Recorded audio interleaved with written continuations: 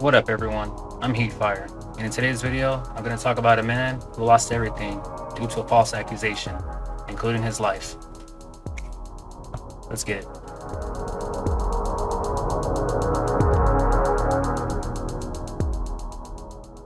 Okay, so this story comes from the New York Post, December 5th of 2022. It says, man who jumped to death at Disneyland was principal accused of child endangerment. Now, I'm just going to say that women can say anything to the police, and they're going to take her side, even if the guy's innocent. A little bit on that later on. I have a true story that goes with that one. All right, so it says, a man who jumped to death at Disneyland was a school principal due in court Monday on child endangerment and battery charges, which he blasted in a social media suicide note. The jumper was identified by authorities as Christopher Christensen, 51, who had been the principal of Huntington Beach Elementary Schools for 22 years, the Los Angeles Daily News reported. So we have a principal who's been teaching for 22 years, and then now all of a sudden, he gets a false accusation of child endangerment. Yeah, there goes his reputation. Everything's tarnished just by that false accusation right there. It says, court's records show that he was due in court for a pre-trial conference hearing Monday for the two misdemeanor charges, which he directly blamed for his suicide in a lengthy Facebook post just before he leaped from the Mickey and Friends parking garage. Now, when I was reading this, I had to ask, okay, why would he do that over accusations? And the only thing I can come up with is he already knows how the system works. He already knows that once a man gets inside that system, especially if there's kids involved, boom, everything's gone just like that. Doesn't have to be true. She can say it. Once the state gets a hold of him, his life is gone. That simple. Over words. It's ridiculous. It really is. He says, I hate when people leave this earth with so many unanswered questions. So I hope this provides some insight and perspective. The proud one-time Administrator of the Year told his Facebook friends in a calm tone.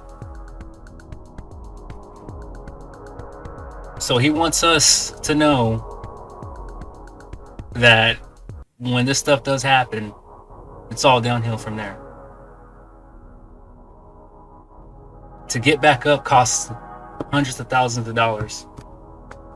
And then you have a reputation tarnished. So how do you repair that? Look, he even won Administrator of the Year. This is ridiculous. It says, in the note, he introduced friends to my wife, Marlena, writing, yes, you heard me correctly. Most of you don't know this, but we privately married 3.5 years ago.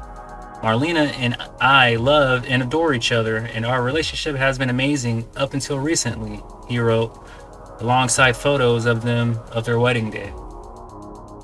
Unfortunately, 2 weeks ago, she and I got into a heated argument at home in front of the girls, he explained, admitting that temperatures were flared and strong words were exchanged. And right here it says exchanged between us, so they have it in bold. I'll read it down here. It says, however, never in this exchange did I hit, slap, or hurt Marlena in any manner, nor did I ever touch the girls. I never have and never will, he stressed, saying he loved the girls like my own. Unfortunately, Marlena's anger got the best of her that night, and she called the police, which landed me in jail that night. Yes, me, a man who has never hit or harmed anyone in his life, he wrote. All right, so I gotta stop right there. He's writing this. He says, Marlena's anger got the best of her that night, and she called the police, which landed me in jail that night. Yes, me, a man who has never hit or harmed anyone in his life. And I can imagine how that feels. You've never done anything wrong to anyone. But because a woman, yes, a woman specifically, can call the cops, say anything she's got to say. The boys show up, they look at her, pull her to the side, ask questions. They look at the man. Probably won't even ask him questions. Just tell him to turn around, put his hands behind his back. He's being detained. And then once they got him in that squad car, well, guess what? It's a domestic dispute, and they have to take someone. And guess who it is? The person who already has the handcuffs on behind the squad car. My first time ever getting arrested was because of my ex-wife. Yep, my ex-wife. She got mad. Her anger got the best of her. And because of her anger got the best of her, she decided to call the police. Just like what happened right here. The police got called. And she hit herself and said I did it. Guess what happened? Yeah. I was arrested. Didn't even touch her. But because she said I did, just because she said I did, I was arrested for it. You can't make this shit up. This guy's dead now because of this. This is serious. You know, women go, oh, you know, men have all the power. Well, I mean, really? Do men really have all the power if a woman can just say anything? You gotta be real. Come on now. Yep, and that's her. She did him in. That's her that did him in.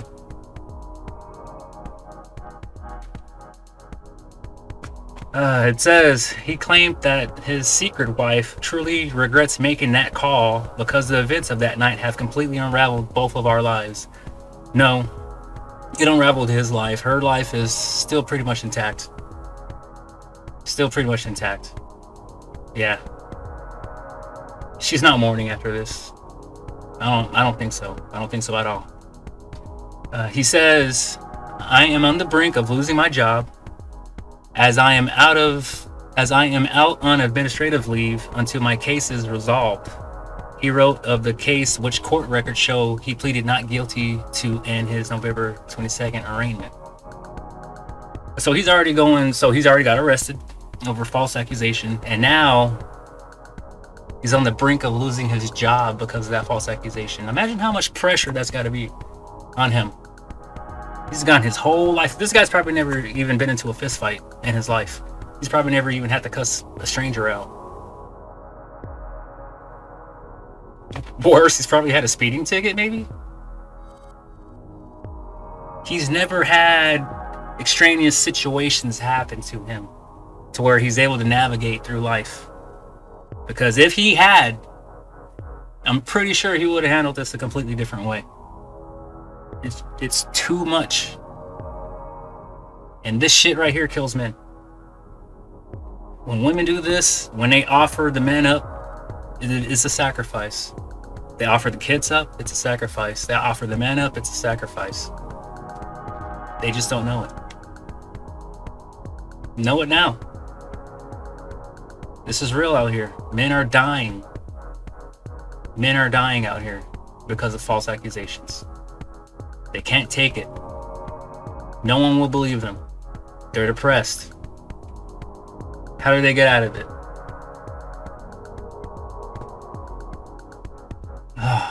Alright, it says his wife knows I will never hurt her or the girls and has been trying to clear his name with little success, he wrote. Yep, that's how it goes. That's exactly how it goes. However, the legal system is extremely flawed, especially against men, fathers, and it's sickening how quickly and easily an innocent man can be thrown in jail based on zero evidence or proof, he said. So here I am writing my final Facebook post to all of you, he wrote. So I really did take note of what he said right here. However, the legal system is extremely flawed against men, fathers, and it's sickening how quickly and easily an innocent man can be thrown in jail based on zero evidence or proof. This is a man who did himself in. Why would he do this? Because he knows. He knows. Once you get into that system, you're done. That's it. You have so many battles ahead of you to climb. It's jeez. No one cares until they actually go through something like this. A man might go, "Oh yeah, I get it. Yeah, that sucks." But it's like, nah, you don't get it until you're actually going through it. When you're actually going through it, you're like, "Damn, yeah, it's got to change. It really does have to change." The only way this is gonna change is if more people like myself talk about this. I mean, he took himself out to prove a point. He already knew he was screwed, and he didn't know how to fight it.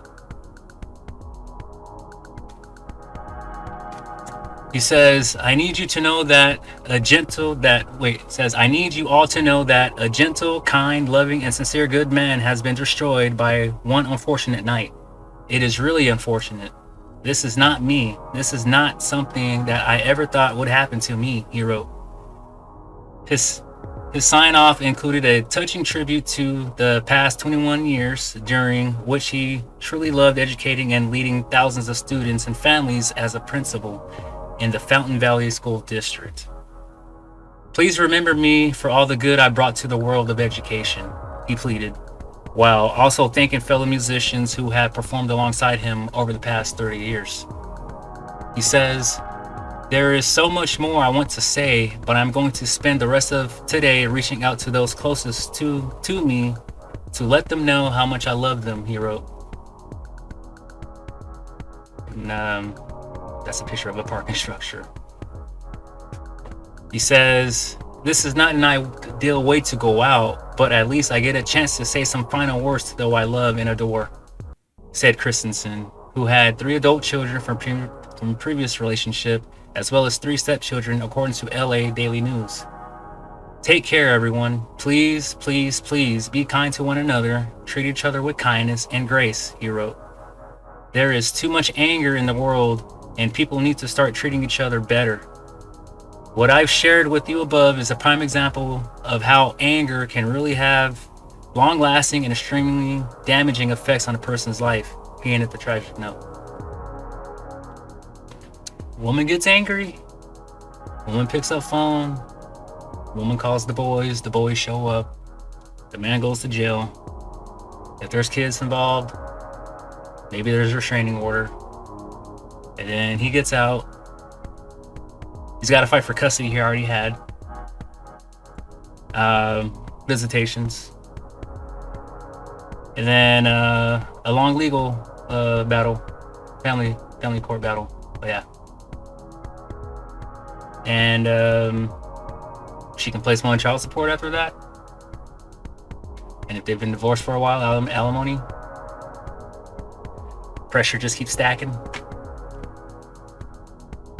He's gonna break. It's gonna break. It's completely one-sided. Orange County Superior Court records do not detail the exact allegations against Christensen, which I know that's a crock of shite. I know that is. The alleged acts happened on November 15th, and Christensen posted $10,000 bond and were released on November 17th. He then pleaded not guilty to child endangerment and battery during his arraignment on November 22nd. Before his death, he had been principal of Courageous Elementary School for more than 11 years, his LinkedIn showed. What a tragedy. Yeah, I just wanted to talk about this because it needs to be globally talked about, I believe. Awareness of this. How does it change, He said it's a flawed system. I don't think it's a flawed system. I just think the whole thing is just complete garbage. It's just garbage, all of it. It needs to be thrown out and a new thing in its place. You can't fix it. There's no fixing it. However it came into play, I don't know, but there needs to be new legislation. There needs to be new training for law enforcement. Can't tell when a woman's lying. Child endangerment. I didn't read anything about the kids were threatened for their lives, and they're beaten and bruised, or there's broken glass everywhere. That would be child endangerment. You know, if you get into an argument with someone and there's kids present, and you can pick up a shoe, and you can throw that shoe across the room, and it can hit the wall. She can call the cops. That's child endangerment, even though no one got hurt. But because you picked up something in anger and you threw it at a wall, and the kids were present, it's child endangerment. I didn't read anything about him being physical with her. It never happened. And he killed himself because he knew what this system would do to him. Someone who's never been in trouble his whole life. Like I said, probably never even been inside of a fist fight. Probably never even had to cuss someone out. And then this? That's heart-wrenching. But anyway, I'm gonna go ahead and leave it there. If you guys like it, give it a thumbs up. Comment. Share. Subscribe. And see you guys next time. Late.